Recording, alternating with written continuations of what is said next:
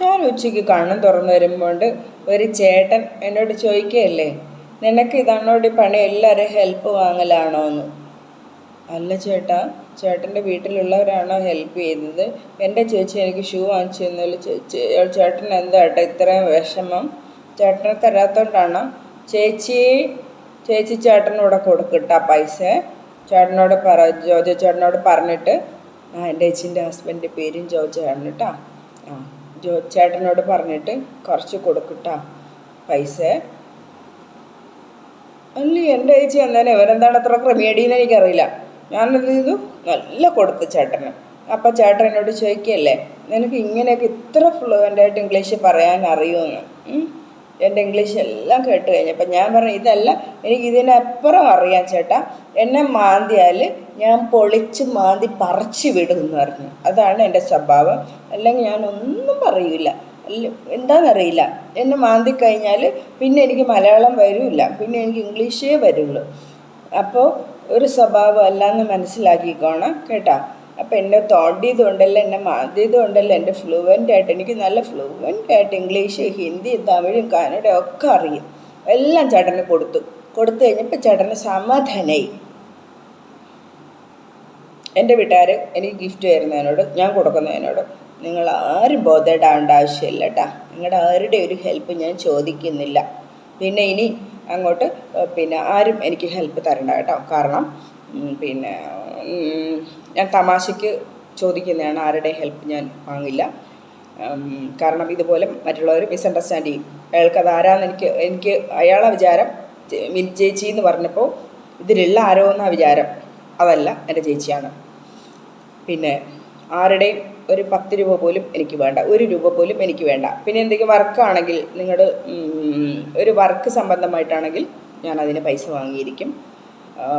ഞാൻ ചെയ്യാത്ത വർക്കിന് ആരുടെ ഒരു ഹെൽപ്പ് എനിക്ക് വേണ്ട. നിസ്സാരം ഒരു ചായ പോലും ഞാൻ ആരുടെയും വാങ്ങിക്കൊടുക്കില്ല.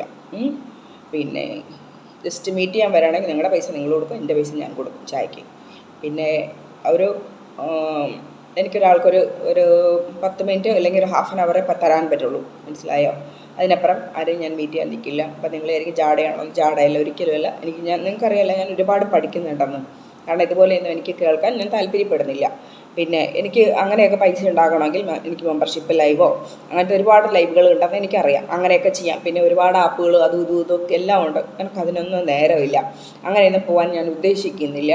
അപ്പോൾ അത് തെറ്റാണോ എന്ന് വിചാരിക്കും. നോ, അതൊന്നും തെറ്റാണോ ശരിയാണോ എന്ന് പറയാൻ ഞാൻ ആരുമല്ല, മനസ്സിലായോ?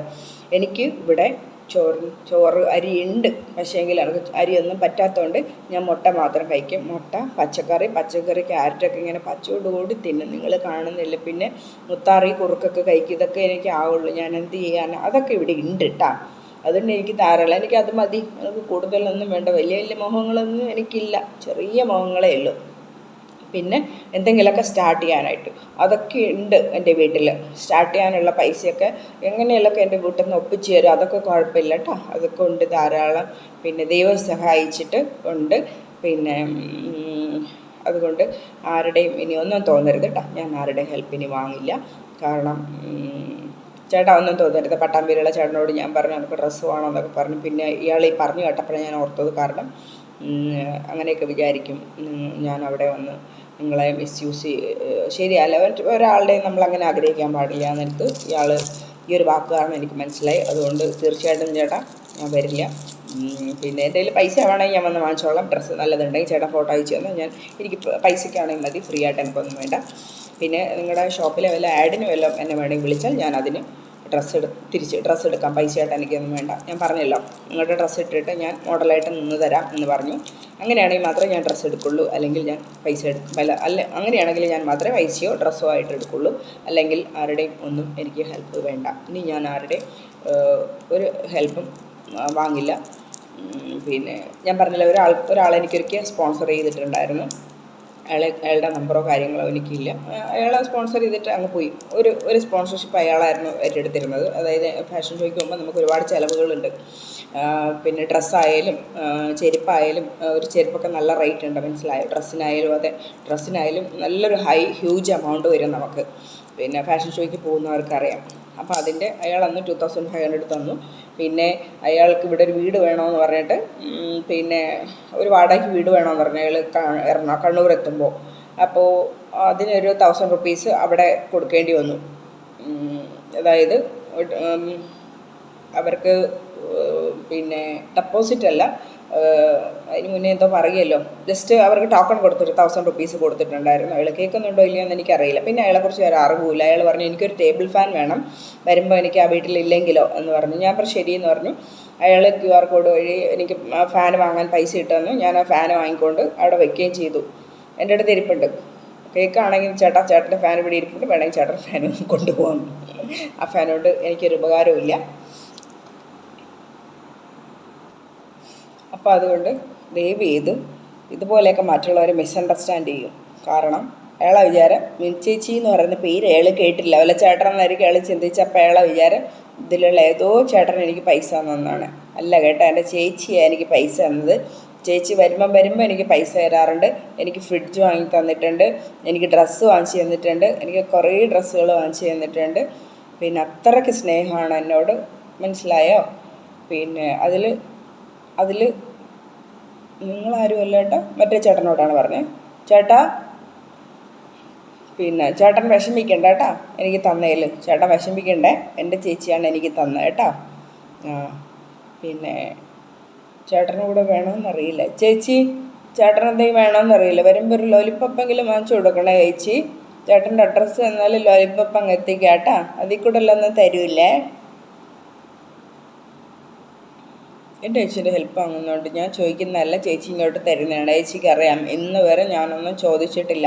എല്ലാവരും പിന്നെ ചേച്ചിക്ക് അതാണ് ഇഷ്ടം. എല്ലാവരും പിന്നെ ചേച്ചീനെ ഡിസ്റ്റർബ് ചെയ്യില്ല. ഞാൻ അങ്ങോട്ട് വരട്ടെ, ചേച്ചി അമേരിക്കയിലാണ്, ഞാൻ അങ്ങോട്ട് വരട്ടെ, കുടുംബക്കാരില്ല, ഞാൻ അങ്ങോട്ട് വരട്ടെ, താമസിക്കട്ടെ, ഇവിടെ നിൽക്കട്ടെ, അവിടെ ചെന്നാൽ ചേച്ചിയൊക്കെ ഡിസ്റ്റർബ് ചെയ്യും. ഞാൻ ഇന്ന് വരെ എൻ്റെ ചേച്ചീനോട് ചോദിച്ചിട്ടില്ല.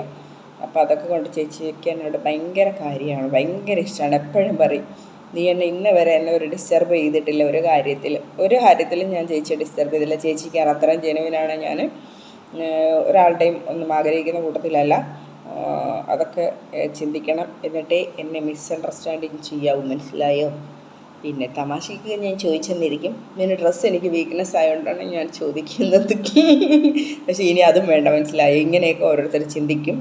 പിന്നെ ഇനി അത് വേറെ പേരായിത്തീരും. പിന്നെ എൻ്റെ 2 മറ്റ് ശത്രുക്കളും അവരിനി അതും പറയും, അതിൻ്റെ അപ്പുറവും പറയും വേണമെങ്കിൽ. അതുകൊണ്ട് ഇനി ആരുടെയും ഒരു ഹെൽപ്പ് ഞാൻ എന്തെങ്കിലും വർക്ക് ചെയ്താൽ അതിന് പൈസ വാങ്ങും, അല്ലാണ്ട് ആരുടെയും ഒന്നും എനിക്കിനി വേണ്ട. അഹങ്കാരമായിട്ട് കാണരുത്. ഇതെൻ്റെ റിക്വസ്റ്റായിട്ട് നിങ്ങളത് അംഗീകരിക്കണം.